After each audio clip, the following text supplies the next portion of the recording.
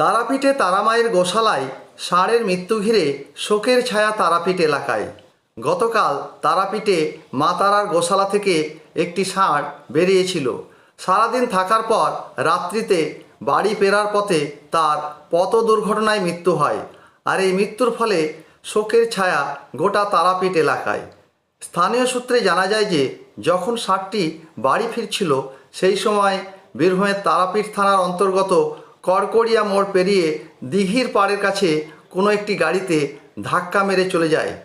ঘটনাস্থলে মৃত্যু হয় ষাঁড়টির। আজ সকালে জেসিবি মেশিন দিয়ে ষাঁড়টিকে তুলে নিয়ে যাওয়া হয়, তারপর তাকে মাটিতে পুঁতে ফেলা হয়।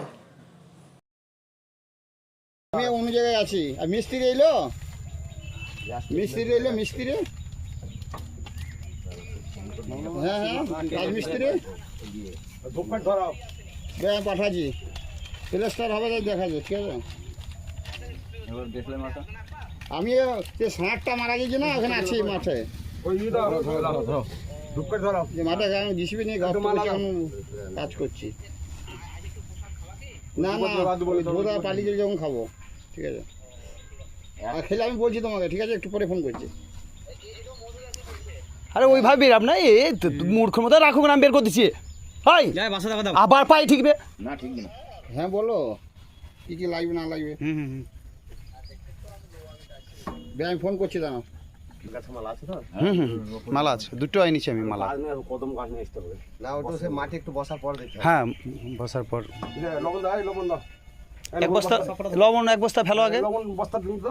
লবণ একটা দিকে সাইড দিবি তো, মাটিগুলো সব ঢাকা যাবে। তারপরে তখন এই বস্তা দিকে না আগে। এ তপন ধরলাও, পরমা ফেল দে নাই, এমনি হালকা গড়িন দেবো ধর লেবে। দুঃখের সব ধরে দিলা নাকি?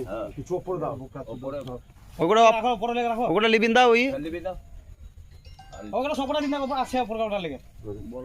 উপরে লেগে আছে, ওগুলো সব দিকে দাও না।